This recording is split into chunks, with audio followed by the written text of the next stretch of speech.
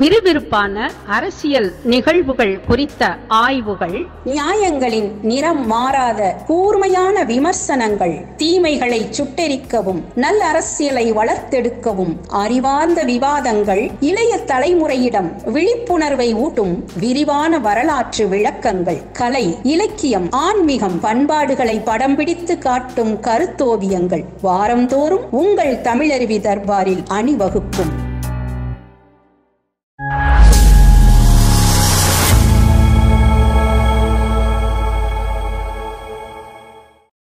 நெஞ்சு பொறுக்குதில்லையே. தமிழருவி தர்பார் நேயர்கள் அனைவருக்கும் வணக்கம். நெஞ்சு பொறுக்குதில்லை நிகழ்ச்சிக்காக ஐயா தமிழருவி மணியன் அவர்கள் நம்மோடு இணைந்திருக்கிறார்கள். ஐயா அவர்களை முதலில் வணங்கி மகிழ்வோம். ஐயா வணக்கங்க. ஐயா வணக்கம் குமரையா. ஐயா, வைரமுத்து தொடர்பாக சில கேள்விகளை உங்கள் முன் வைத்து தெளிவு பெற விரும்புகிறோம்.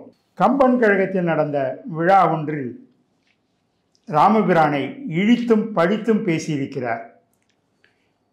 திகைத்தல் என்பதற்கு புத்தி சிவாதீனம் இல்லை என்ற பொருளை எந்த அகராதியில் கண்டுபிடித்தார் என்று தெரியவில்லை.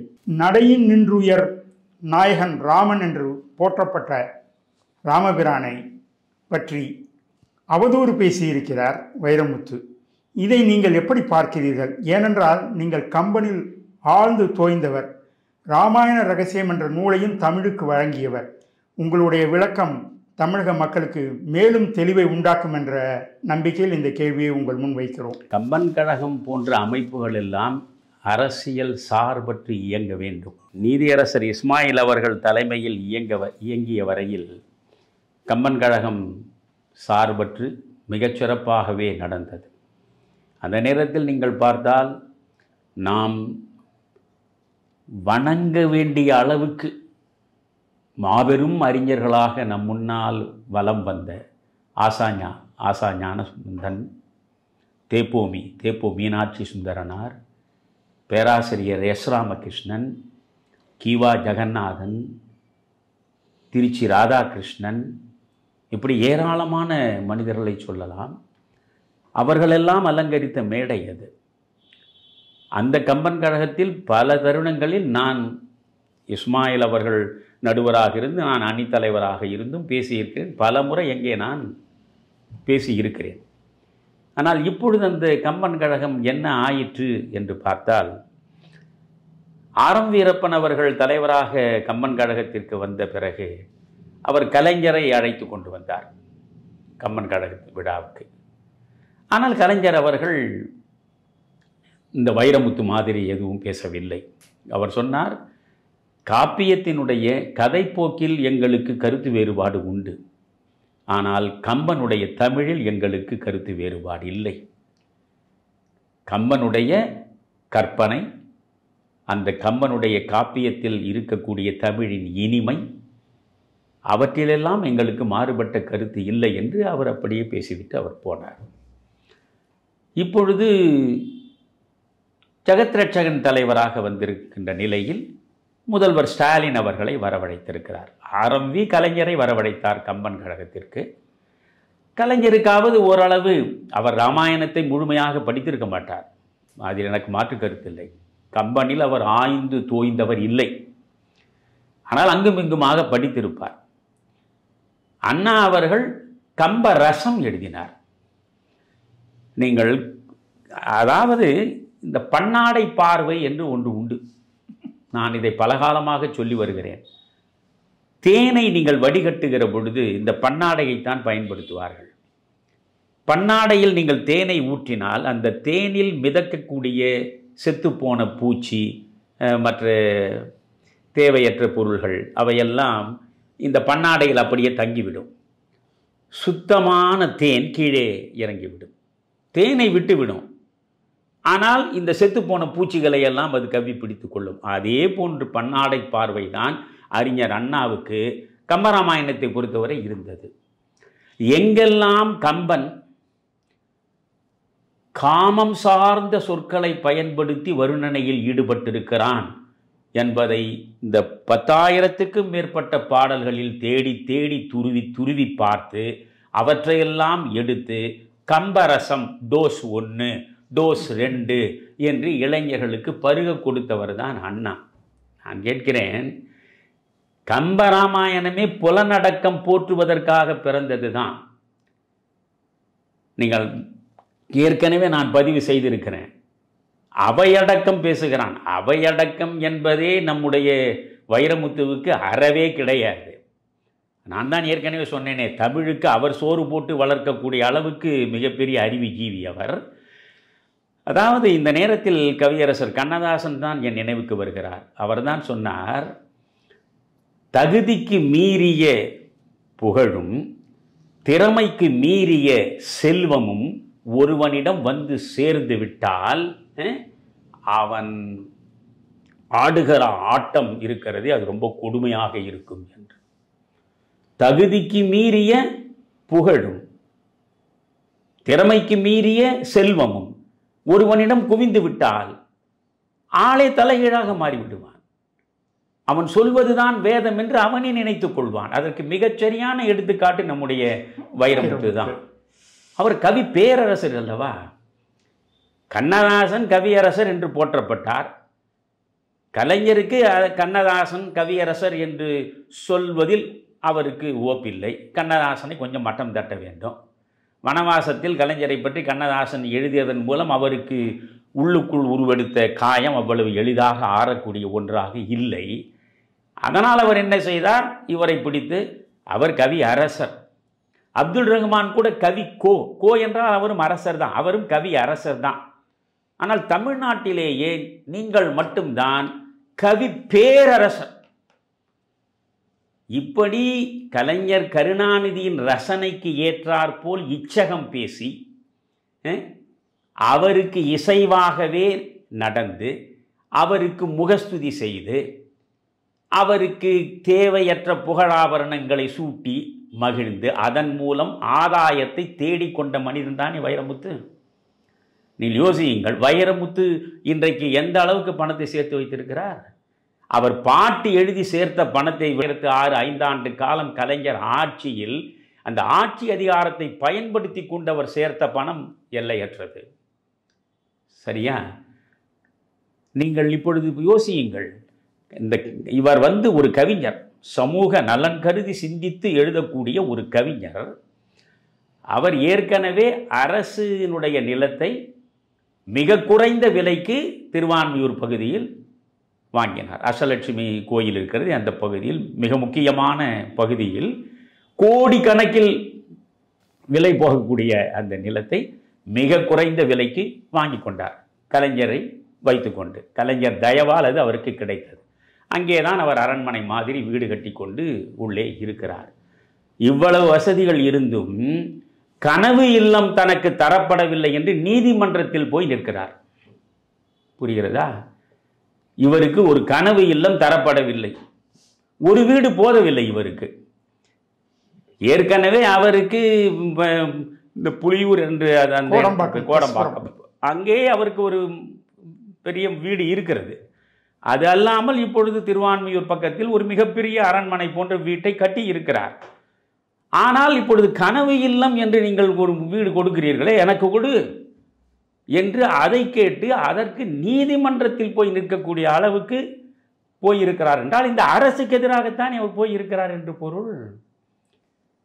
இவர்கள் ஏழையை பற்றியும் சாலை ஓரத்து சாமானியர்களை பற்றியும் உருகி உருகி பாடல் எழுதுவதற்கு எந்த வகையில் தகுதி உள்ளவர்கள் என்று யோசிக்க வேண்டும். அதாவது சொல்வது ஒன்றும் வாழ்வது ஒன்றுமாக இருக்கக்கூடிய இரட்டை மனிதன்தான் வைரமுத்து. அதனால் அந்த வைரமுத்து குறித்து அதிகமாக நான் எப்பொழுதுமே பேசுவது கிடையாது. இப்பொழுது நீங்கள் இந்த ராமாயணம் விவகாரம் பற்றி பேசுவதனால் முதலில் நான் சொல்வது, இந்த வைரமுத்துவை மேடை ஏற்றியது யார்? கம்பன் விருது என்று ஒன்றை நீங்கள் கொடுக்கிறீர்களே, அந்த கம்பன் விருதை பெறுவதற்கு வைரமுத்துவுக்கு என்ன தகுதி இருக்கிறது? வைரமுத்துவே தன்னுடைய உரையில் சொல்கிறார், இங்கே அமர்ந்திருப்பவர்களைப் போல கம்பனில் நான் ஆய்ந்தவனும் இல்லை தோய்ந்தவனும் இல்லை. அவரை வாக்குமூலம் வழங்குகிறார். ஜெகத்ரட்சகனுக்கு வைரமுத்துவை அழைத்து ஒரு விருது கொடுக்க வேண்டும். அங்கே கம்பன் விருது பெற்றவர்களில் இலங்கை ஜெயராஜ் பெற்றிருக்கிறார், அதற்கான தகுதி உள்ளவர். சுகிசிவம் பெற்றிருக்கிறார், அதற்கான தகுதி உள்ளவர். ஞானசுந்தரம் அற்புதமான மனிதர், அதற்கான முழு தகுதி உள்ளவர். நம்முடைய அம்மையார் சாரதா நம்பி ஆரூரன் அவர்கள் அந்த விருதை பெற்றிருக்கிறார்கள். அங்கே அமர்ந்தவர்களை பற்றியெல்லாம் எனக்கு எந்த குறையும் இல்லை.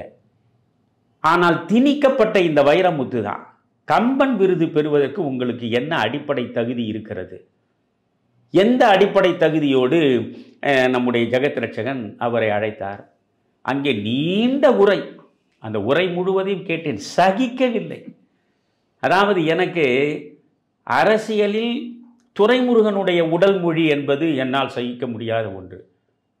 இந்த இலக்கிய உலகத்தில் வைரமுத்துவினுடைய உடல் மொழியை என்னால் ஏற்கவே முடியாது. அந்த அவர் பேசுகின்ற முறையும் அந்த பேச்சினுடைய பாணியும், அப்படி கையை அடித்து அடித்து அவர் சொல்லக்கூடிய அந்த எந்த வகையிலும் ஒரு சிறந்த சொற்பொழிவாளன் வைரமுத்து இல்லை.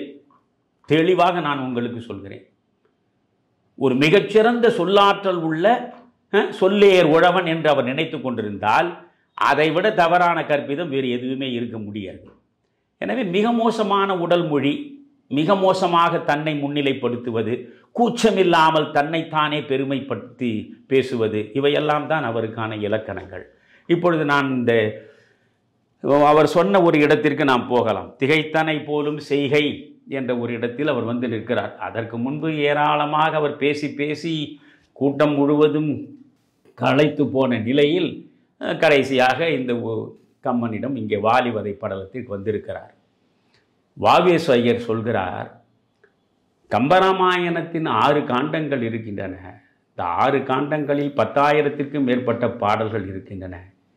இவையெல்லாம் போகட்டும், வாலிவதை படலம் என்ற ஒன்றை மட்டும் கம்பன் எழுதிவிட்டு எழுத்தாணியை மூடிவிட்டிருந்தால் அப்பொழுதும் உலகத்தின் மகாகவிகளில் ஒருவனாக அவன் போற்றப்படுவதை எவனாலும் தவிர்த்திருக்க முடியாது என்கிறார். அவ்வளவு அற்புதமாக அந்த வாலிவதை படலத்தில் சிற்பம் செதுக்குவது போல ஒவ்வொரு வார்த்தையையும் கம்பன் பயன்படுத்தி இருப்பான். இப்பொழுது ராமனை குற்றவாளியாக கொண்டு வந்து நிறுத்துவது, அதில் தான் அவர் சொல்கிறார் சித்த சுவாதீனம் இல்லாதவன், அதனால் அவன் குற்றவாளிக்குரிய தண்டனையிலிருந்து தப்பி விடுகிறான் என்று இவர் பேசுகிறார். இப்பொழுது நாம் கொஞ்சம் விரிவாகவே பார்ப்போம். அதாவது சீதையை தேடிக்கொண்டு இலக்குவனோடு ராமன் புறப்படுகிறான். அப்படி வருகிற வழியில் கவந்தன் என்கிற ஒருவனிடம் இவர்கள் இருவரும் சிக்கிக் கொள்கிறார்கள். கவந்தன் வயிறே வாயாக உடையவன்.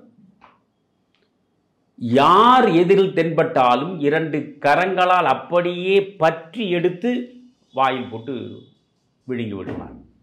அந்த கவந்தனுடைய கைகளில் ராமனும் இலக்குவனும் சிக்கிக் கொள்கிறார்கள். ராமனுடைய ஸ்பரிசம் அவனுக்கு ஏற்பட்டதுடைய விளைவாக அவன் சாபம் நீங்கி அவன் கந்தர்வனாக கண்முன்னாலே நிற்கிறான். தனு என்று அவன் பெயர். தனு என்ற கந்தர்வனாக அவன் நிற்கிறான்.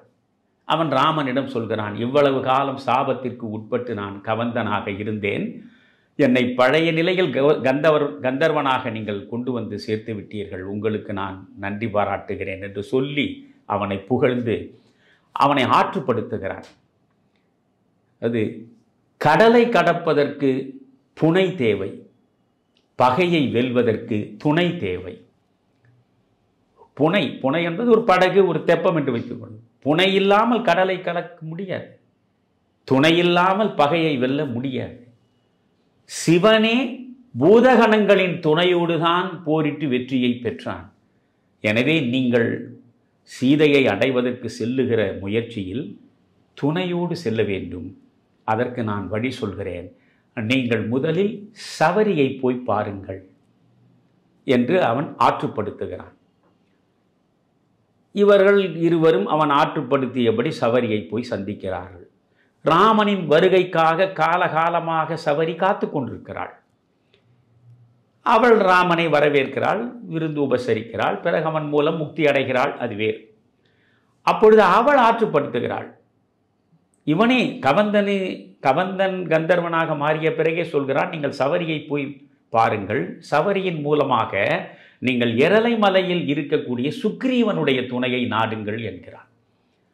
இங்கே சவரியும் சுக்ரீவன் இருக்கக்கூடிய அந்த எரலை மலைக்கு எப்படி செல்ல வேண்டும் என்று வழிகாட்டுகிறாள். பிறகு அவள் முக்தி அடைந்து விடுகிறாள். இவர் 2 பேரும் அந்த எரலை மலைக்கு போகிறார்கள். அது ருசியமுக பர்வதம் என்றும் வான்மீகத்தில் பேசப்படும். எரலை மலையில் அவர்கள் போகிறார்கள். எந்தெந்த இடத்திலெல்லாம் வான்மீகத்தை விட கம்பன் ராமனுக்கு பெருமை சேர்த்திருக்கிறான் என்பதை நீங்கள் படித்து படித்து பார்த்து அனுபவிக்க வேண்டும். இந்த ராமனும் இலக்குவனும் சென்றார்கள். வான்மீகத்தின்படி எப்படி தெரியுமா? இந்த எரலை மலையில், அதாவது ருசியமுக பருவதத்தில் ராமனும் இலக்குவனும் சென்று அனுமனை சந்திக்கிறார். அனுமனை சந்திக்கிற பொழுது இலக்குவன் சொல்கிறான், ராமனும் நானும் உங்களுடைய துணையை நாடி வந்திருக்கிறோம் என்று இலக்குவனை பேச வைக்கிறது வான்மீகம். ராமனும் இலக்குவனும் சுக்ரீவனுடைய துணையை நாடி வந்திருப்பதாக அனுமனிடம் இலக்குவன் பேசுவதாக வான்மீகம் சொல்கிறது. கம்பன் இதை பார்க்கிறான். என்றால் கம்பனுடைய பார்வையில் ராமன் பரம்பொருள், மூவர்க்கும் மேலான முழு முதல்வனவன். புரிகிறதா? ஏதோ ராமனை குறை சொல்லிவிட்டான், ராமனை சித்த சுவாதீனம் இல்லாதவனாக கம்பன் அங்கே காட்டுகிறான். கம்பன் ராமனை மனிதனாக்கினான், கம்பன் தன்னை கடவுளாக்கி கொண்டான். இதுதான் வைரமுத்து பாணி. ஆனால் உண்மையில் நடந்தது என்ன? இங்க இந்த சுக்ரீவனிடம் போய் இவர்கள் சரணடைவது போல வான்மீகம் பேசுகிறது. ஆனால் அதை புரட்டி போடுகிறான் கம்பன். அனுமன் இவரிடம் பார்க்கிறான். அனுமன் தான் இவர்களை சந்திக்கிறான். இவர்களை சந்தித்த பிறகு சுக்ரீவனை நான் அழைத்து கொண்டு உங்களிடம் வருகிறேன் என்று அவன் ஓடுகிறான். அவன் ஓடி சென்று சுக்ரீவனை அழைத்து கொண்டு வருகிறான். உயர்ந்தவனை நோக்கித்தான் தாழ்ந்தவன் வர வேண்டுமே தவிர தாழ்ந்தவனை நோக்கி உயர்ந்தவன் செல்ல மாட்டான். ஆனால் வான்மீகத்தில் ராமனும் இலக்குவனும் சுக்ரீவனை சந்திப்பதற்கு சென்றதாக அனுமனுடைய தோள்களில் ஏறி சுக்ரீவன் இருக்கும் இடத்திற்கு சென்றதாக வான்மீகம் பேசுகிறது. உயர்ந்தவன் தாழ்ந்தவனை நோக்கி செல்கிறான். ஆனால் கம்பன், அதுதான் கம்ப சித்திரம். அவன் என்ன செய்கிறான்? நீ போய் சுக்ரீவனை அழைத்து கொண்டு வா என்றான். அனுமன் ஓடி சென்று சுக்ரீவனை அழைத்து கொண்டு வருகிறான். சுக்ரீவன் வருகிறான். வந்து என்ன செய்கிறான்? நான் உன்னை சரணடைந்தேன், என்னை தாங்குதல் உன் தர்மம் என்கிறான். உன்னை முழுவதுமாக நான் சரணடைந்து விட்டேன், என்னை தாங்குவது உன்னுடைய தர்மம் என்று சுக்ரீவன் பேசுகிறான். புரிகிறதா? சரி, இப்பொழுது சுக்ரீவன் எந்தெந்த வகையில் நீங்கள் பார்க்க வேண்டும். சுக்ரீவன் ராமனை, வான்மீகத்தின்படி சுக்ரீவன் ராமனை சந்தித்ததும் அல்லது ராமன் போய் சுக்ரீவனை சந்தித்ததும் சுக்ரீவன் வாலியினுடைய ஆற்றல் முழுவதையும் விரிவாக எடுத்து பேசுகிறான். ஆட்சியை அவன் எப்படி பறித்தான், என்னுடைய மனைவியை எப்படி அவன் பறித்து கொண்டான் என்பதையெல்லாம் அவன் விரிவாக விளக்குகிறான். எதில்? வான்மீகத்தில். இங்கே கம்பன் பார்க்கிறான், தன்னுடைய மனைவியை அடுத்தவனிடம் பறிகொடுத்து விட்டு வந்து புலம்புவது என்பது ரொம்ப கேவலமான ஒன்று. இதை சுக்ரீவன் வான்மீகத்தில் செய்கிறான். கம்பன் இதை முழுவதுமாக தவிர்த்து விடுகிறான். சுக்ரீவன் வாலியினுடைய ஆற்றலை பற்றியோ சுக்ரீவனுடைய மனைவியை வாலி பறித்து கொண்டது பற்றியோ சுக்ரீவன் பேசினான் வான்மீகத்தில். ஆனால் இங்கே கம்பனில் அனுமன் பேசுகிறான், சுக்ரீவன் பேசவில்லை. என்னுடைய மனைவியை நான் பறிகொடுத்து விட்டேன், அந்த வல்லரக்கன் என்னிடமிருந்து பறித்து விட்ட, அந்த வானரம் என்னிடமிருந்து பறித்து விட்டது என்றெல்லாம் இவன் புலம்பவில்லை. இவன் சார்பாக அனுமன் பேசுகிறான். இவையெல்லாம் சின்ன சின்ன மாற்றங்கள் என்றாலும் இந்த ஒரு பாத்திர படைப்பை எப்படி அவன் கொண்டு போகிறான் என்பதை நீங்கள் பார்க்க வேண்டும். அதற்கு பிறகு வான்மீகத்திலே இல்லாத ஒரு காட்சியை கம்பன் படைக்கிறான். சுக்ரீவன் ராமன் இலக்குவனை சந்திக்கிறான், வாலியினுடைய ஆற்றலை பற்றி பேசுகிறான். வாலியினால் தான் அடைந்த இன்னல்களை பற்றி விளக்கமாக எடுத்துரைக்கிறான். வாலி தன்னுடைய மனைவியை பறித்து கொண்ட அந்த செய்தியையும் அவன் பகிர்ந்து கொள்கிறான்.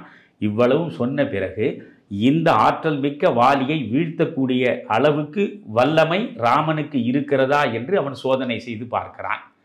அதுதான் அந்த துந்துபி என்கிற ஒரு அரக்கனுடைய சடலம். அதை எவ்வளவு தூரம் தூக்கி எறிய முடியும் என்று கேட்கிற பொழுது வான்மீகத்தில் பார்த்தால் அந்த துந்துபியினுடைய எலும்பு கூட்டை ராமன் தன்னுடைய பெருவிரலால் தூக்கி அடிப்பான். அது எல்லை கடந்து போய் விழும். ஆனால் கம்பனில் ராமன் பெருவிரலால் தூக்கி அடிப்பதில்லை. அந்த இடத்தை காட்டுகிறான். உடனே ராமன் சொல்றான், இலக்குவா, உன்னுடைய காலால் நீ இதை தூக்கி அடி என்றான். இலக்குவனுடைய பெருவிரலால் அதை தூக்கி அடிக்கிறான். எந்தெந்த இடத்திலெல்லாம் ராமனை அவன் எங்கே வைத்திருக்கிறான் என்று பார்க்க வேண்டும் கம்பனை. ஆக அந்த துந்துபியினுடைய சடலம் ஒரு பெருவிரலாலேயே தூக்கி அடிக்கப்படுகிறது, அந்த எலும்பு கூடு. அதுக்கு பிறகு 7 ஆச்சா மரங்கள், ஒரு ஆச்சா மரத்தையும் ஒரு அம்பினால் அடித்து நீ வீழ்த்த முடியுமா என்று கேட்டால் ஒரே அம்பில் 7 ஆச்சா மரங்களையும் அவன் வீழ்த்தி விடுகிறான். ஆஹா, இவன் வாலியை வெல்லக்கூடிய வலிமை பெற்றவன் தான் என்று ஐயம் திரிபர அறிந்து கொண்ட நிலையில் உடனே போரிடுவதற்கு அழைத்து கொண்டு போகிறான். இதுதான் வான்மீகத்தில் உள்ளது. ஆனால் வான்மீகத்தில் இல்லாத ஒரு காட்சியை கம்பன் உருவாக்குகிறான். சுக்ரீவன் விருந்து வைக்க வேண்டும் என்று ராமனை அழைக்கிறான். அவனுடைய வசிப்பிடத்தில் ராமனுக்கு விருந்து வைக்கிறான். இந்த விருந்து வைக்கும் காட்சி வான்மீகத்தில் கிடையாது. விருந்து வைக்கிறான். சுக்ரீவனும் அனுமனும் விருந்து பரிமாறுகிறார்கள் ராமனுக்கும் இலக்குவனுக்கும். இங்க முழுக்க முழுக்க கம்பன் தமிழ்நாட்டை மனதிலே வைத்துத்தான், தமிழ் பண்பாட்டை மனதிலே வைத்துத்தான் அவன் அந்த காப்பியத்தையே படைக்கிறான். எப்பொழுதுமே நம்முடைய மரபு என்ன? விருந்தினர்கள் வந்தால் நம்முடைய பெண்மக்களை வைத்துத்தானே நாம் விருந்து பரிமாறுவோம். எனவே இவன் கேட்கிறான், பொருந்து நல் மனைக்கு உரிய பூவையை பிரிந்துளாய் கொலோ நீயும். என்னடா நீ மட்டும் எனக்கு விருந்து பரிமாறுற, உன்னுடைய மனைவி எங்க போனா என்பதை கேட்பதற்கு பொருந்து நல் மனைக்கு உரிய பூவையை பிரிந்துளாய் கொலோ நீயும்.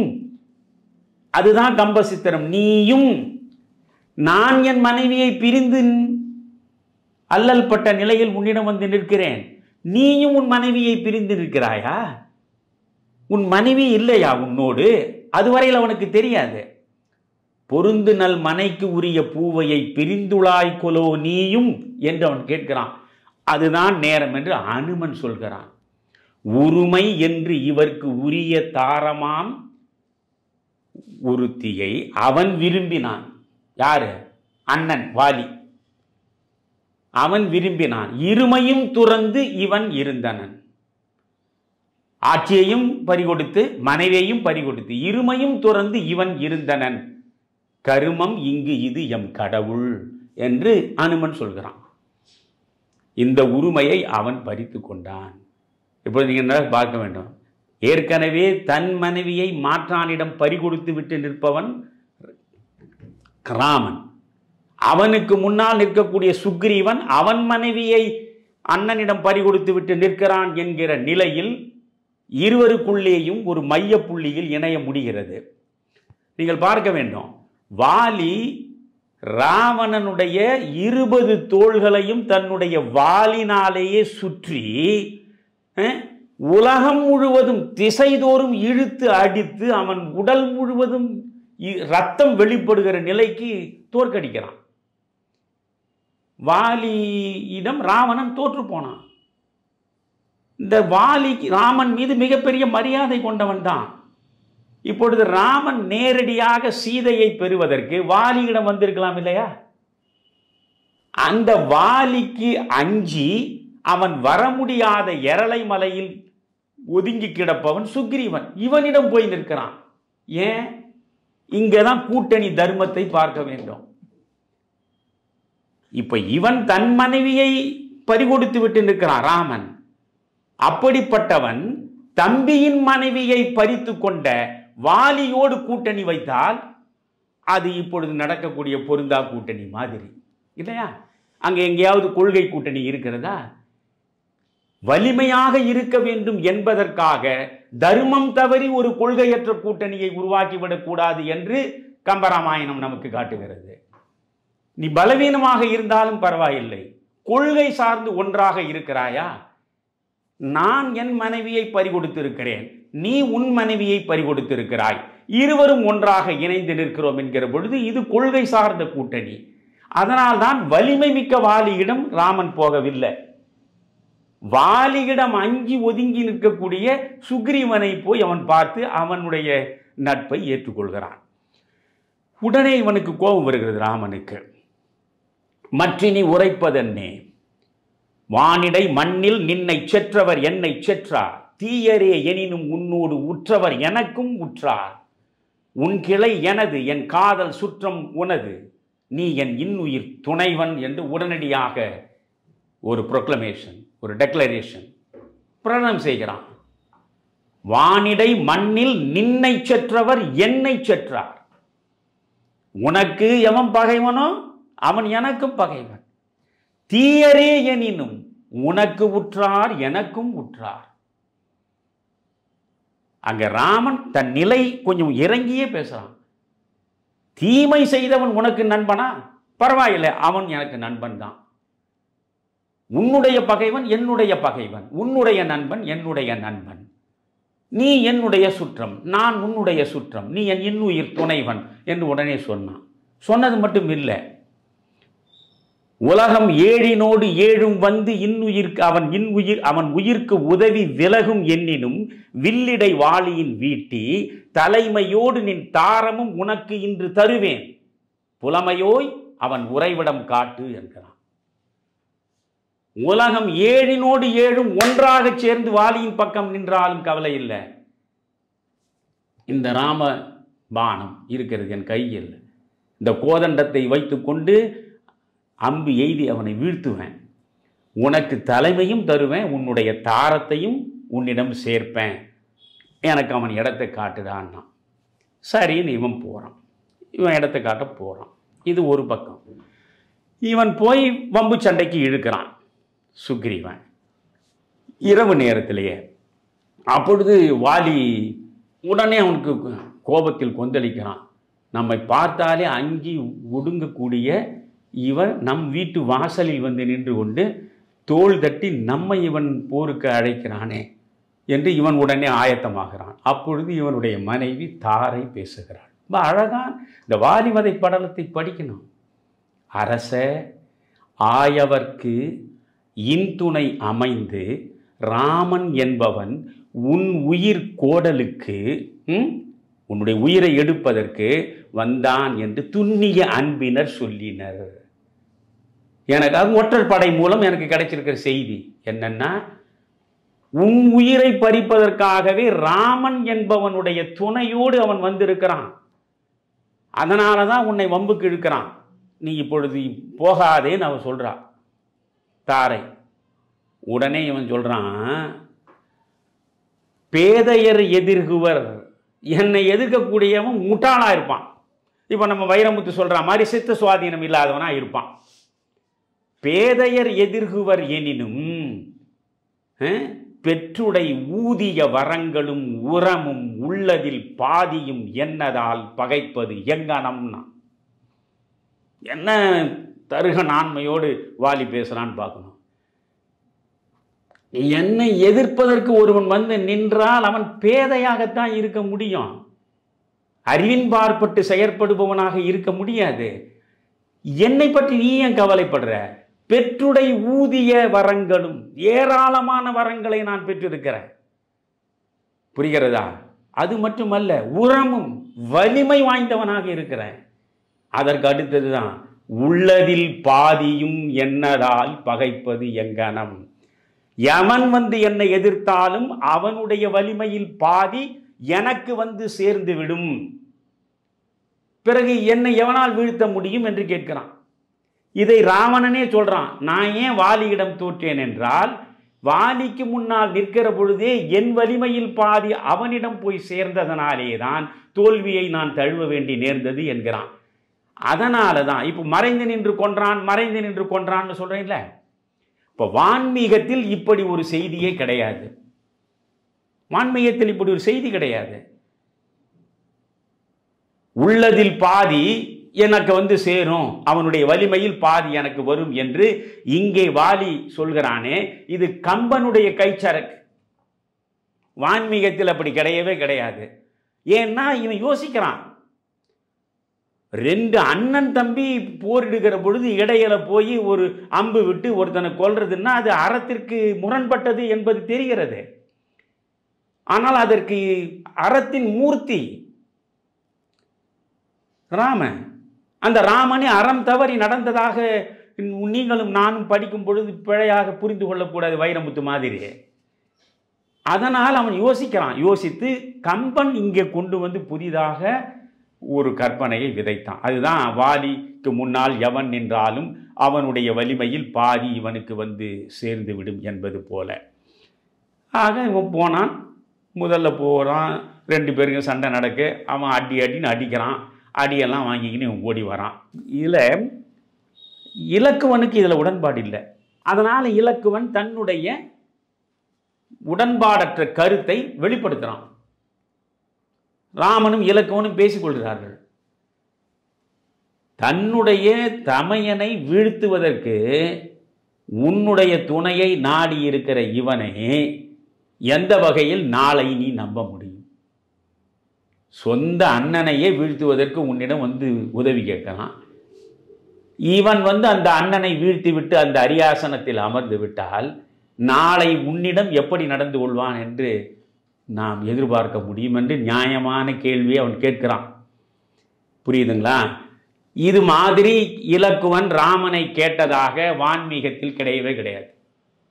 ஏனென்றால் இதற்கான களத்தை அமைக்கிற பொழுதே இந்த ராமனுக்கு உள்ள மனக்குழப்பத்தை எல்லாம் வெளிப்படுத்துவதற்கு தான் இவற்றை பாத்திரங்கள் மூலமாக படைக்கிறான் கம்பன். அப்படி அவன் கேட்கிற பொழுது உடனே ராமன் சொல்றான், பித்தாய விலங்கின் ஒழுக்கினை பேசலாமோன்னா. விலங்குகள்பா, மனிதர்களுக்கு இருக்கக்கூடிய தர்மம் வேற, நியாயங்கள் வேற. இது விலங்குகளுக்கு இடையே இருக்கக்கூடிய தர்ம நியாயங்களை மனித தர்ம நியாயங்களோடு பொருத்தி நீ பேசாத. புரியுதா? எத்தாலும் நீங்க அந்த பாடல் முழுவதும் நீங்க பார்த்தீங்கன்னா, எந்த தாயினுடைய வயிற்றில் பின் பிறந்தவர்கள் யாராக இருந்தாலும் பரதனுக்கு நிகராவார்களா? அதுபோல பரதன் மாதிரி இவனையெல்லாம் பார்க்க முடியுமா அப்படின்னு அவன் பதில் சொல்றான். இந்த உரையாடல் என்பது வான்மீகத்தில் கிடையாது, கம்பனில் இந்த உரையாடல். அப்படி என்றால் இந்த காரியத்தில் ஈடுபடுவதில் ராமனுக்கும் தயக்கம் இருக்கிறது. அவன் ஈடுபடுவதில் இலக்குவனுக்கு முழுமையான உடன்பாடும் இல்லை என்பதை கம்பன் வெளிப்படுத்துகிறான். பிறகு 2 பேருக்கு அடுத்த முறை போர் இருக்கிறது. இவன் அடையாளம் தெரியவில்லைன்னு சொல்கிறான். பிறகு பூமாலையை போட்டுக்கிறான், பூங்கொடியை போட்டுக்கொண்டு மோதுகிறார்கள். ராமன் இங்கேருந்து அம்பு அடித்தான், வாலி விழுந்துட்டான். இதுதான் கதை. இந்த வாலி விழுந்த இடத்துல 15 பாடல்களில் வாலியினுடைய கேள்வி கணைகளை கம்பன் எடுத்து வைக்கிறான். அற்புதம். அவற்றையெல்லாம் படிக்கணும். 15 கேள்வி கணைகளை அவன் வைக்கிறான். இந்த 15 கேள்வி கணைகளில் ஒன்றை தான் வைரமுத்து எழுதினார். புரியுதா? வான்மீகத்தில் பார்த்தீங்கன்னா ரொம்ப கடுமையாக வாலி ராமனை பேசுவான். ஆனால் அந்த அளவுக்கு கடுமையை தவிர்த்து விடுகிறான் கம்பன். ஆனால் கம்பனின் வாலி பேசுகிற அது இருக்கு பாருங்க, மிகச்சிறந்த வழக்கறிஞன் தன்னுடைய வழக்கை எப்படி வைப்பான் என்பதை நீங்கள் வாலி வதை படலத்தில் வாலியின் கேள்விகளை வைத்து கொண்டு தான் பார்க்க முடியும். அந்த 15 கேள்விகளையும் முழுமையாக அந்த பாடல்களை வைத்துக்கொண்டு நாம் பேசுவதென்றால் நேரம் கடந்து போகும். அதை வேறொரு தருணத்தில் கூட நாம் வேண்டுமென்றால் பார்க்கலாம். வாய்மையும் அவன் கேட்குறான், வாய்மையும் மரபும் காத்து மண்ணுயிர் துறந்த வள்ளல் தூயவன் மைந்தனே நீ பரதன் முன் தோன்றினாயே, தீமைதான் பிறரை காத்து தான் செய்தால் தீமை என்றோ, தீமைதான் பிறரை காத்து தான் செய்தால் தீங்கன்றாமோ. மற்றவன் தவறு செய்யக்கூடாது என்று தடுக்கக்கூடிய நீயே தவறு செய்தால் அது தவறு இல்லையா? நீ யாரு? வாய்மையும் மரபும் காத்து கொடுத்த வார்த்தைக்காக தன் உயிரையே விட்டான். கைகேயிக்கு கொடுத்த ஒரு வார்த்தைக்காக சத்தியத்தை காப்பதற்கு வாய்மையும் மரபும், எது மரபோ அந்த மரபையும் காக்கிறான், வாய்மையையும் காக்கிறான். காத்து உயிர் விட்டான். அவன் மகனா நீ? பரதனுக்கு அண்ணனா நீ? அதில் எவ்வளவு எள்ளல் அதில் இருக்கின்றது நீங்க பார்க்கணும். அவனுடைய மகனாடா நீ? தூயவன் மைந்த நீ பரதன் முன் தோன்றினாயே. அதான் தீமைதான் பிறரை காத்து தான் செய்தால் தீமை இல்லையா என்று அவன் கேட்கிறான். ஆனால் அப்போ கேட்கிற போது கூட ஏதோ ராமன் மீது மிகப்பெரிய வன்மத்தோடு பேசுவது போல நம்முடைய வைரமுத்து அங்கே அள்ளி விடுறாரு இல்லையா? அந்த பாடலே கூட பார்த்தீங்கன்னா கூட அவன் என்ன இவர் இந்த கேள்வியை கேட்டுட்டு, தாய்மையும் அன்றி நட்பும் தருமமும் தழுவி நின்றாய். நீ யாரா நீ? தாய்மை துலங்க இருப்பவன் இல்லையா நீ? நட்புக்கும் தருமத்துக்கும் வடிவம் தரக்கூடியவன் இல்லையா நீ? நீ இப்படி செய்யலாமா கேட்குறான். நீங்க பார்த்தீங்கன்னா தாரை ராமனுடைய துணையோடு தான் சுக்ரீவன் வந்திருக்கிறான் அப்படின்னு சொல்லும் பொழுது ராமன் மீது வாலிக்கு இருந்த அந்த மதிப்பீட்டை மிக அழகாக வாலியின் வாக்கு மூலமாக கம்பன் வெளிப்படுத்துவான். சொல்லுவான், உழைத்த வல்வினைக்கு ஊறு காண்கிலாது அழைத்து அயர் உலகினுக்கு அறத்தின் ஆறலாம் இழைத்தவர்க்கு இயல்பல இயம்பி என் செய்தாய்.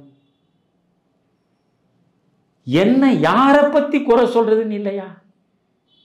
உழைத்த வல் இருவினைக்கு ஊறு காண்கிலாது அழைத்து அயர் உலகினுக்கு அறத்தின் வழியலாம் இழைத்தவர்க்கு இயல்பல இயம்பி என் செய்தாய். பிழைத்தனை பாவி நீ பெண்மையாய். பெண்ணாக இருப்பதனால் இப்படி தவறாக பொருள் கொண்டு ராமன் மீது நீ ஒரு விமர்சனத்தை வைக்கிறியே. மனிதர்கள் செய்யக்கூடிய நல்வினை தீவினை இருக்கு இல்லையா? அவன் வினைகளை எல்லாம் தீர்த்து அவர்களை காப்பாற்றுவதையே தன்னுடைய வாழ்கால கடமையாக கொண்டிருப்பவன்டாமா அந்த ராமன். அவனுடைய இயல்பை அறியாமல் நீ பேசலாமா? அது மட்டும் இல்லை, தம்பியர் அல்லது தனக்கு வேறு உயிர் இம்பரின் இலதென எண்ணி ஏய்ந்தவன் எம்பியும் யானும் எதிர்ந்த போரில் அம்பு தொடுக்குமோ அருளின் ஆழியான். அம்பு இடை தொடுக்குமோ அருளின் ஆழியான். என்ன அழகான தம்பியர் அன்றி தனக்கு வேறு உயிர் இம்பரின் இலதென எண்ணி ஏய்ந்தவன். தம்பியரை தவிர வேறு உயிர் கிடையாது. தன் உயிரே தம்பின்னு நினைத்து வாழறவன். அவன் அண்ணன் தம்பி சண்டை போடுற பொழுது எம்பியும் யானும் எதிர்ந்த போரினில் அம்பு இடை தொடுக்குமோ? தொடுப்பான் அவன். அவன் யாரு? அருளின் ஆழியான், அருட்கடல் அவன். அவ்வளவு பெருமையாக பேசிவிட்டு தான் போனான். போனவனை ராமன் முடிச்சிட்டான். அப்படி முடிந்த நிலையில தான் இந்த இடத்துல பேசும்போதும் தாய்மையும் அன்றி நட்பும் தருமமும் தழுவி நின்றாய் அப்படின்னு பேசுகிறான். வரிசையாக ஒவ்வொன்றாம் பேசுகிற பாடல்கள் 15 பாடலையும் நீங்கள் படித்து பார்த்தால்தான் கம்பனை உங்களால் அறிய முடியும். எப்பேற்பட்ட காப்பியத்தை கம்பன் தமிழுக்கு படைத்து கொடுத்திருக்கிறான் என்று உங்களால் தெளிவாக புரிந்து கொள்ள முடியும். அதில் தான் ஒன்று அவன் சொன்னான், கோயியல் தர்மம், அரச தர்மம்.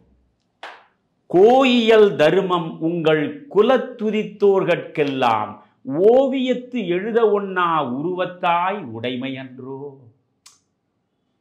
அரச தர்மம் என்பது வழி வழியாக உங்க குலத்தில் உள்ள அனைவருக்குமான உடைமை ஆயிற்று. அதை சொல்லும் போது கூட ஓவியத்து எழுத ஒண்ணா உருவத்தாய், உன்னுடைய அழகை, உன்னுடைய வடிவை, உன்னுடைய உருவத்தை எந்த ஓவியத்திலும் சிறைப்படுத்தி விட முடியாதே. அப்படிப்பட்ட உருவம் கொண்ட நீ வழி வழியாக நீங்கள் கடைபிடிக்கக்கூடிய அரச தர்மத்தை ஏன் மீறினாய்? அதுதான் அவன் கோயியல் தருமம் உங்கள் குல துதித்தோர்கட்கெல்லாம் ஓவியத்தெழுத ஒன்னா உருவத்தாய் உடைமை அன்றோ. ஆவியை சனகன் பெற்ற அன்னத்தை அமிழ்தின் வந்த தேவியை பிரிந்த பின்னர் திகைத்தனை போலும் செய்கை. சீதையை பிரிந்ததனால நீ நிலை தடுமாறிட்டியா? இங்க திகைத்தல் என்பதற்கு தடுமாறுதல் என்பதுதான் பொருத்தமான பொருள். மயங்குதல் என்பதை கூட சொல்லலாம்.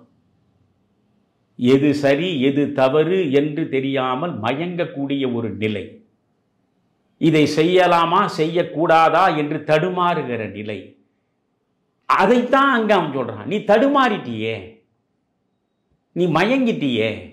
இந்த தடுமாற்றத்திற்கும் இந்த மயக்கத்திற்கும் காரணம் உன் தேவியை பிரிந்ததனாலா என்றுதான் அவன் கேட்கிறான். தமிழில் உள்ள எந்த அகராதியிலாவது திகைத்தல் என்பதற்கு சித்த சுவாதீனம் இழத்தல் என்ற ஒரு பொருள் இருந்தால் வைரமுத்து காட்டட்டும். இப்படி இல்லாத ஒரு பொருளை அங்கே கொண்டு வந்து சேர்த்து ராமனை இழித்தும் பழித்தும் பேசி ஏதோ மிகப்பெரிய ஆய்வுரையை வழங்கியது போல. அதில் ஒரு கொடுமை என்னன்னா, சித்த சுவாதீனம் இல்லாதவன் என்று கம்பன் இவனை காட்டுவதன் மூலம் குற்றவாளிக்குரிய தண்டனையிலே இருந்து அவனை தப்ப வைத்திருக்கிறான். அதுக்கு இந்திய தண்டனை சட்டத்தை எல்லாம் படிச்சுட்டு வந்திருக்கார் அவர். இந்த இந்திய தண்டனை சட்டத்தின்படி குற்றவாளி கூண்டிலிருந்து விடுபட்டான் ராமன். இப்படி பேசி இருக்கிற இந்த மாதிரி வைரமுத்து ஏற்கனவே ஆண்டாளை பற்றி பேசி தமிழ்நாடு முழுவதும் கொந்தளித்தது. இப்பொழுது ராமனுடைய எப்பேற்பட்ட ராமன், இன்னும் பேர் என்ன நேரம் அதிகம் போகும். அவன் இதற்கு பிறகு என்ன பண்ணுறான், இவன் இவனால தான் அவன் உயிர் போகிறது. பட் அவன் என்ன சொல்கிறான், நீ மூவரும் நீ, முதல்வன் நீ, முற்றும் நீ, மற்றும் நீ, வரிசையா அடுக்கிறான் வாலி. சிவனும் நீதாண்டா, பிரம்மனும் நீதாண்டா, விஷ்ணுவும் நீதாண்டா, இந்த மூவருக்கும் மேற்பட்ட மூல முதற் கடவுளும் நீதாண்டா. நான் புரியாம பேசிட்டேன். ஏன்னா இவன் சொல்றான், ராமன் அங்கே சொல்றான், நான் முறை தவறி மறைந்திருந்து அம்பு எய்தியதாக நீ சொல்ற. நான் கேட்கிறேன் உன்னை, நீ ஒரு குரங்கு இனத்தில் பிறந்திருந்தாலும் சகல சாஸ்திரங்களையும் கற்றறிந்தவன் அல்லவா? வேதங்கள் முழுவதையும் அறிந்து தேர்ந்து தெளிந்தவன் அல்லவா? உன்னை ஒரு விலங்காக என்னால் கருத முடியுமா? ஆனால் அந்த பறவை ஜடாயு ஒரு பறவை தான். அந்த பறவை சீதையின் உயிரை காப்பாற்றுவதற்காகவே தன் உயிரை தாரை வார்க்கவில்லையா? எனவே உன்னை எப்படி ஒரு விலங்காக என்னால் கருத முடியும்? தம்பியினுடைய மனைவியை நீ பறித்தது எந்த வகையில் தருமம்? தம்பியின் நான் மறைந்திருந்து அம்பு எய்தினேன் என்று சொல்கிறாய், தம்பியின் மனைவியை நீ பறித்து கொண்டது எந்த வகையில் தர்மம் என்று எனக்கு சொல் என்று ராமன் கேட்கிற போதுதான் அவனுக்கு புரிகிறது. நாம் அறம் வழுவி விட்டோம். அறம் வழுவிய வாழ்வை மேற்கொண்ட நாம் வலிமை மிக்கவனாக இருக்கிறோம். ராமன் என்பவன் அறத்தை காப்பதற்காகவே மண்ணில் உதித்தவன். அவனுக்கான கடமை அறத்தை காப்பது. அந்த அறத்தை காக்க வேண்டும் என்றால் அறம் வழுவியவன் எவனோ அவனை அழித்து ஒழிப்பது. ஆனால் அந்த அறம் வழுவியவன் வலிமை வாய்ந்தவனாக இருக்கிறான். அவனுக்கு எதிரே போய் நிற்கிற பொழுது நம்முடைய ஆற்றலில் பாதியை அவன் பெற்று நம்மை வீழ்த்தக்கூடிய நிலையில் இருக்கிற காரணத்தினால் மறைந்திருந்து அவன் தாக்குகிறான். ஆனால் நோக்கம் அங்கே பார்க்க வேண்டும். புரிகிறா? இங்க நோக்கம் தான் முக்கியம். நீங்க அவுட் ஆஃப் தி வே வழி தவறி போய் அதை செய்வது என்பதல்ல. அதை எப்படி செய்தான் என்பது ஒன்று, ஏன் செய்தான் என்பது ஒன்று. இங்க அறத்தை நிலைநிறுத்துவதற்காக அறம் வழுவிய வாழ்வை மேற்கொண்டவனை முடிக்க வேண்டும். புரிகிறதா? அதை முடித்தான். இல்லைன்னா சுக்ரீவனை அழித்து விட்டு வாலியோடு இணைந்திருந்தால் வாலியினுடைய வலிமையும் வாலியின் பின்னால் இருக்கக்கூடிய பல்லாயிரக்கணக்கான எண்ணற்ற வானர சேனையும் சேர்ந்து ஒரே நாளில் சீதையை கொண்டு வந்து ராமனிடம் சேர்த்து இருக்க முடியும். ராமனுக்கு அது முக்கியம் அல்ல. புரியுதுங்களா? அதனால அறத்தின் பார்ப்பட்டு நாம் செயலாற்ற வேண்டும். அறத்தின் பார்ப்பட்டு நாம் நம்முடைய கடனாற்றுவதற்காகத்தான் இந்த மண்ணுக்கு அவதார புருஷனாக வந்திருக்கிறோம் என்கிற நிலையில் அவன் இதை செய்தாக வேண்டிய சூழல் வருகிறது. அதனாலே தான் அவனுக்குள்ளே இருக்கக்கூடிய சில மன தடைகளை கூட இங்கே வான்மீகத்தில் இல்லாத நிலையில் கம்பன் இலக்குவனும் ராமனும் பேசிக்கொள்வது போல அமைத்திருக்கிறான். இவற்றையெல்லாம் வைத்து பார்க்கிற பொழுது ராமன் சித்த சுவாதீனம் இழந்தவன் இல்லை. எந்த நிலையிலும் அறத்தை பாதுகாக்க வேண்டும் என்று அறத்தின் வேலியாக நின்றவன். ஒழுக்கம் தவறியவர்களை ஒருபோதும் காக்க நினைக்காதவன். ஒழுக்கம் தவறியவர்களை அழித்து ஒழித்ததன் மூலம் அறத்தை நிலைநிறுத்தியவன். இது வைரமுத்து போன்ற மனிதர்களுக்கு புரியவில்லை என்றால் அதை பற்றி நாம் கவலைப்பட வேண்டியதில்லை. அவர்களுக்கு ஒழுக்கம் என்றாலே என்னவென்று தெரியாதே. அவர்கள் வாழுகின்ற வாழ்க்கை அறம் சார்ந்த வாழ்க்கையாக இருந்தால் அவர்களை பற்றி நாம் பேசலாம். எனவே இந்த இவ்வளவு தூரம் நான் சொன்னதே இந்த கதையின் போக்கில் நீங்கள் பார்க்கிற பொழுது ராமன் இப்படி ஒரு முடிவெடுத்து இடையில் அம்பு தொடுத்தது என்பதற்கு வான்மீகத்தில் இல்லாத ஒரு காட்சியை கம்பன் இங்கே கொண்டு வந்து சேர்த்து உள்ளதில் பாதி என்னதால் பகைப்பது எங்கனம் என்று ஒரு வரியில் முடித்து விடுகிறான். வைரமுத்து எந்த தனிநபரையும் தாக்குவது என்பது நம்முடைய நோக்கம் இல்லை. ஆனால் தொடர்ந்து வைரமுத்து பேசுகிற பேச்சு எதுவுமே ஆரோக்கியமாக இல்லை. இந்த ஆணவத்தின் உச்சத்திலே நின்று கொண்டு தான் உரைப்பதுதான் வார்த்தை, தான் சொல்வதுதான் கருத்து, அதற்கு இணையாக இன்னொன்று இல்லை என்பது போன்ற ஒரு பாவனையோடு இந்த மண்ணில் வலம் வருகிற வைரமுத்துவை நம்மால் ஏற்றுக்கொள்ள முடியவில்லை. அவ்வளவுதானே தவிர வைரமுத்து என்ற தனி மனிதனுடைய வாழ்வு குறித்து அவருடைய தனிப்பட்ட விவகாரங்கள் குறித்தெல்லாம் பேசி என்னுடைய தரத்தை ஒருபோதும் நான் தாழ்த்தி கொள்ள மாட்டேன். இங்கே கூட ஒழுக்கம் என்ற ஒன்றுக்கு இவர்கள் உரிய மதிப்பை தருவதில்லை என்று சொன்னது ஒரு வைரமுத்து மட்டுமல்ல. பொதுவாகவே திராவிட இயக்கத்தில் இருக்கக்கூடிய பெரும்பான்மையான மனிதர்கள் அறம் தழுவி நிற்க வேண்டும், அறம் தழுவிய வாழ்வை மேற்கொள்ள வேண்டும் என்ற நிலைப்பாட்டில் நிற்பவர்கள் இல்லை என்பதை நாம் கண்கூடாக பார்க்கிறோம். நான் 50 ஆண்டு காலத்திற்கு மேல் இவர்கள் அனைவரையும் பார்த்திருக்கிறேன். எனவே இவர்களில் ஒருவர் வைரமுத்து. எந்த வகையிலும் வைரமுத்து விதிவிலக்கு கிடையாது. இவர்களில் ஒருவராக இருக்கிறார். வைரமுத்துவை பற்றி சொல்லுகிற பொழுது இவர்கள் அனைவரையும் ஒட்டுமொத்தமாக சொன்ன புரிதலோடு தான் நான் பேசினேன். வைரமுத்து இதே போன்று தொடர்ந்து வாய் திறந்து பேசிக்கொண்டே இருக்க வேண்டும். ஆண்டாளை ஆரம்பித்து இப்பொழுது ராமன் வரை வந்திருக்கிறார். இன்னும் இந்து மதம் சார்ந்த மிக புனிதமாக போற்றப்படுகிற பல்வேறு தெய்வங்களை பற்றியெல்லாம் இன்னும் கூடுதலாக வைரமுத்து தன்னுடைய அறிவை பயன்படுத்தி மிக கடுமையான விமர்சனங்களை தொடர்ந்து வைத்துக் கொண்டே வர வேண்டும் என்று நான் ஆசைப்படுகிறேன். அப்படி அவர் செய்வதன் மூலம்தான் திராவிட முன்னேற்ற கழகத்தினுடைய வாக்கு வங்கியை பெரிதாக சிதைக்க முடியும். இந்துக்களுடைய வாக்கு வங்கியை மிகப்பெரிய அளவுக்கு வலிமை மிக்கதாக மாற்ற முடியும். எனவே வைரமுத்து இதே போன்று வாய் திறந்து பேசிக்கொண்டே இருந்தால் சிதறி கிடக்கக்கூடிய இந்துக்கள் அத்துணை பேரும் ஒன்றாக இணைந்து ஓரணியாக நின்று திராவிட முன்னேற்ற கழக ஆட்சிக்கு முற்றுப்புள்ளி வைப்பதை தவிர வேறு வழி இல்லை. அப்பொழுதுதான் நம்முடைய இந்து தர்மத்தை நம்மால் காக்க முடியும் என்று கருதி செயற்படுவார்கள். எனவே அப்படி அவர்கள் செயற்படுவதற்கு உறக்க நிலையில் இருக்கக்கூடியவர்களுடைய உறக்கத்தை கலைத்து அவர்கள் அனைவரும் விழிப்புற்று இந்த திராவிட மாடல் அரசுக்கு முற்றுப்புள்ளி வைப்பதற்கு போர்க்கோலம் பூண்டு புறப்பட வேண்டும் என்றால் வைரமுத்து இதே போன்று வாய் திறந்து தொடர்ந்து மேடைதோறும் முழங்க வேண்டும் என்று அன்போடு நண்பன் என்ற முறையில் கேட்டுக்கொள்கிறேன். ஐயா, வாலிவதை படலம் பற்றி ஒரு பட்டிமன்ற தீர்ப்பை கேட்டது போல், ஒரு வழக்காடு மன்றத்தின் தீர்ப்பை கேட்டது போல் இருந்தது ஐயா உங்கள் உரை. இதற்கு மேலும் வைரமுத்துவை சொல்வதற்கு எதுவும் இல்லை. நன்றி ஐயா. ரொம்ப ரொம்ப மகிழ்ச்சி குமரையா.